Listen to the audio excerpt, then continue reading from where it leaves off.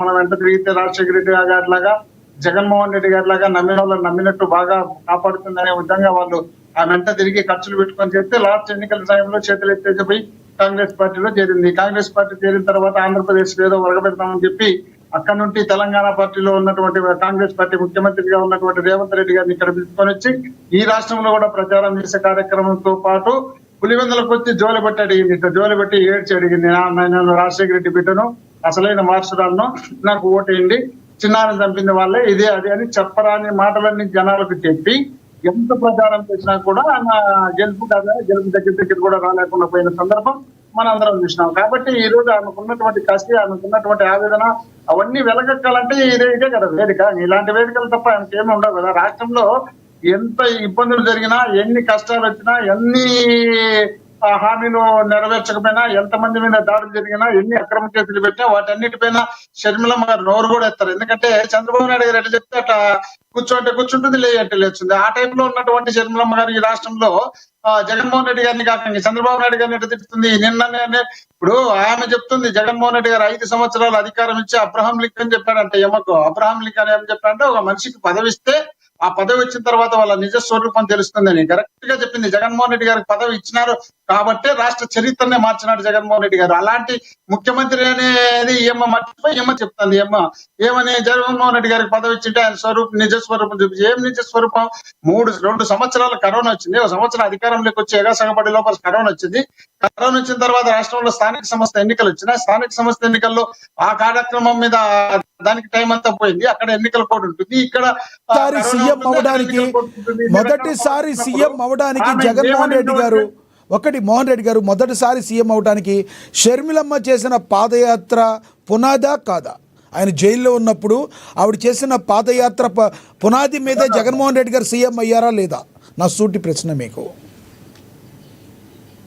ఇది హాస్యాస్పదమైనటువంటి క్వశ్చన్. ఎందుకంటే షర్మిలమ్మ గారు 2012లో పాదయాత్ర చేసింది. ఆమె పాదయాత్రలో నేను కంటిన్యూ ఉండా. ఆమె కూడా ఇడపలపై నుండి ఇచ్చాపురం వరకు తెలంగాణ రాష్ట్రంలో తిరుక్కొని ఇడపలపై వరకు వచ్చింది. మేము కూడా ఆ పాదయాత్రలో ఉన్నాం. ఆ తర్వాత ఓదార్పు యాత్ర కొన్ని వాటిల్లో జగన్మోహన్ రెడ్డి గారు అప్పుడు ఆ టైంలో ఈమె మధ్యలో గ్యాప్ పెట్టి ఆ తర్వాత వదిలిపెట్టి మళ్ళీ జగన్మోహన్ రెడ్డి గారు చెప్పినాక ఆ కార్యక్రమం కూడా పూర్తి చేసింది. చేసిన తర్వాత 14లో ఎన్నికలు వచ్చినాయి.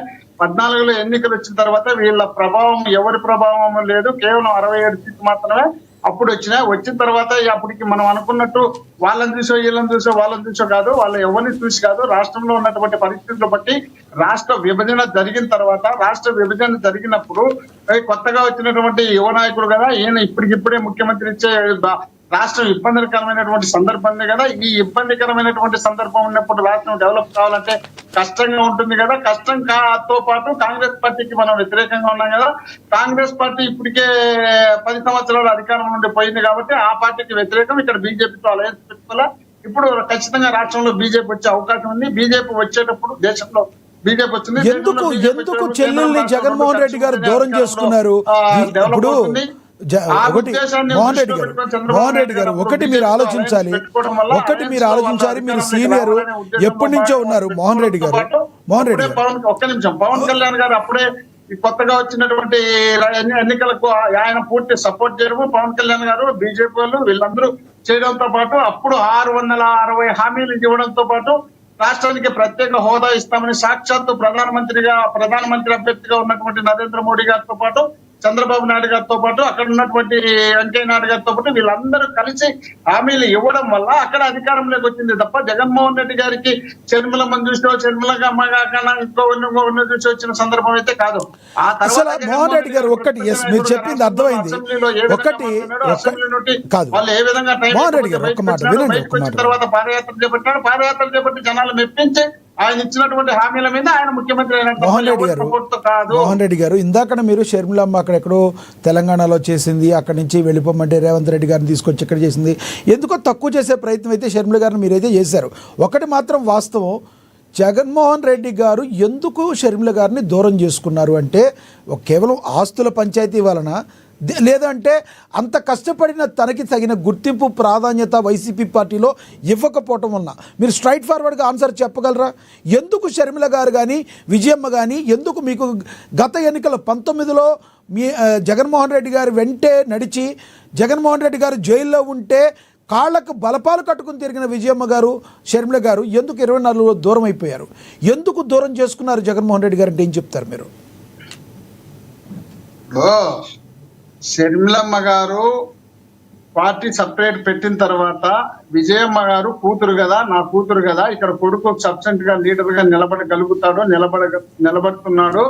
కొడుకు ఇప్పుడు సపోర్ట్ చేయకపోయినా నా కూతురికి అక్కడ పార్టీ పెట్టింది కాబట్టి, నా భర్తకు సంబంధించినటువంటి అభిమానులు ఉన్నారు కాబట్టి, ఆ అభిమానులు ఉన్నప్పుడు అక్కడ మనం సపోర్ట్ చేద్దామన్న ఆలోచనలో భాగంగా విజయమ్మ గారు ఎప్పుడు అక్కడ సపోర్ట్ చేసినారో, ఇక్కడ పార్టీ గౌరవాధ్యక్షులుగా ఉన్నటువంటి విజయమ్మ గారిని మామూలుగానే డిస్కషన్ చేసి, అమ్మ అయితే నువ్వు షర్మిలమ్మ సపోర్ట్ చేస్తున్నావు కాబట్టి ఇక్కడ అక్కడ రెండు కాళ్ళ మీద మనం పెట్టలేము, మనం కదా తెలంగాణలో కాంగ్రెస్ సపోర్ట్, ఆంధ్రాలో బీజేపీ సపోర్ట్, పవన్ కళ్యాణ్ గారు ఎట్లా చేసినారో అట్లా చేయడానికి మనకు కుదరదు, కాబట్టి నువ్వు అక్కడే ఉండమ్మా, ఏం పర్వాలేదు, అన్నది మంది నాది నాదేలే, ఎవరు వాళ్ళదే. ఇప్పుడు నువ్వు చెల్లి కూతురుగా నువ్వు అక్కడ సపోర్ట్ చేయాలా, కొడుకు నాకు సపోర్ట్ చేయాలా, కొడుకు నేను ఆల్రెడీ ఇక్కడ నిలబడగలిగే లీడర్ను, ఆమె కొత్తగా వచ్చింది నిలబడలేకుందేమో, మీరు పోయి సపోర్ట్ చేసుకోకండి. అయితే ఇప్పుడు ఇక్కడ గౌరవాధ్యక్షులుగా తప్పించమని చెప్పి ఆమె తప్పుకొని చేయనప్పుడు, ఆ తర్వాత అది విజయమ్మ గారికి సంబంధించిన వ్యవహారం. విజయమ్మ గారు ఇప్పటికీ జగన్మోహన్ రెడ్డి గారితో దగ్గరగానే ఉన్నారు.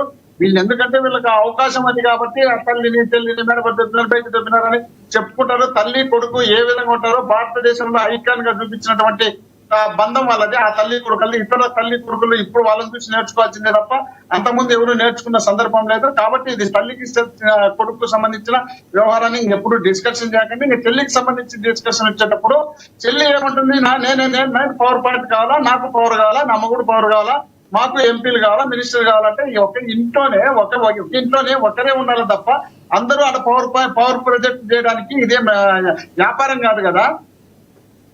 కాబట్టి జగన్మోహన్ రెడ్డి గారు దాంట్లో ఆమెను తిరస్కరించినారు, వద్దని చెప్పడం జరిగింది. వద్దని చెప్పిన తర్వాత అంటే నేను ఇంత కష్టపడినా కదా, నాకు అవకాశం కావాలనే ఉద్దేశంలో భాగంగా ఆమె తర్వాత చెప్పుడు మాటలు విని ఆమెకు కావాల్సినటువంటి ఆమె చూసుకొని ఆ విధంగా షర్మిల గారు చెప్పుడు మాటలు విని జగన్మోహన్ రెడ్డి గారిని దూరం చేసుకున్నారు, కానీ జగన్మోహన్ రెడ్డి గారు షర్మిలను దూరం చేసుకోలేదు. కేవలం షర్మిలే చెప్పుడు మాటలు విని జగన్ గారిని దూరం చేసుకున్నారని మీరు అంటారు, రైట్?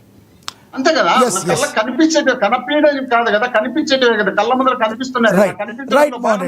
ఇప్పుడు జగన్మోహన్ రెడ్డి గారు రాష్ట్రంలో ముఖ్యమంత్రి అయినారు.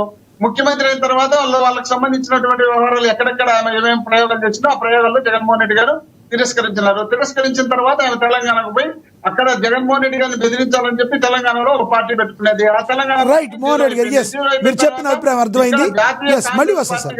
తెలంగాణలో అధికారంలోకి వస్తుంది కదా, ఇక్కడ కూడా మనం ఏదన్నా ప్రభావం చూపించగలుగుతామేమో, చూపిస్తే మనకి ఇక్కడ ఆ ఓటు బ్యాంక్ పెరిగితే తర్వాత మన కేంద్రంలో వాళ్ళు ఏదో అధికారంలోకి వస్తారో, లేక వేరే రాష్ట్రం నుండి రాజ్యసభ ఇస్తారో, ఏదో కర్ణాటక నుండి ఇస్తారు, తెలంగాణ నుండి ఇస్తారని చెప్పి ఊహించుకున్నారు.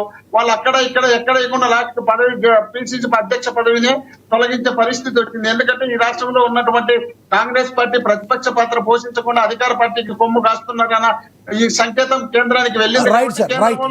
వాళ్ళు కూడా ఏమైనా తప్పించడానికి ప్రయత్నం చేస్తున్నారు. తప్పించకపోతే వాళ్ళు వాళ్ళకి కాంగ్రెస్ కు బీజేపీకి కూటమికి అంతా కలిసి కాంగ్రెస్ తో పాటు రాహుల్ గాంధీ గారు చేస్తే. సో ఇప్పుడు మీరు అనేది ప్రధానమైన ఎలిగేషన్ చంద్రబాబు నాయుడు కూర్చోమంటే కూర్చుంటారు, నుంచోమంటే నుంచుంటారు, అదేగా మీరు చేసేది షర్మిల గారి విషయంలో? 100% డౌట్ ఏముంది. చంద్రబాబు నాయుడు గారు కాంగ్రెస్ పార్టీలో చేర్పించిందే ఆంధ్రప్రదేశ్ సంబంధించి చంద్రబాబు నాయుడు గారు అక్కడ సీఎం సంబంధించిన ఫ్లైట్ మాట్లాడి ఆ గన్నవరం నుండి అక్కడ బీటెక్ రవిను వీళ్ళందరూ కలిసి మన బ్రదర్ అనిలు వీళ్ళందరూ కలిసి అక్కడ డిస్కషన్ చేసుకొని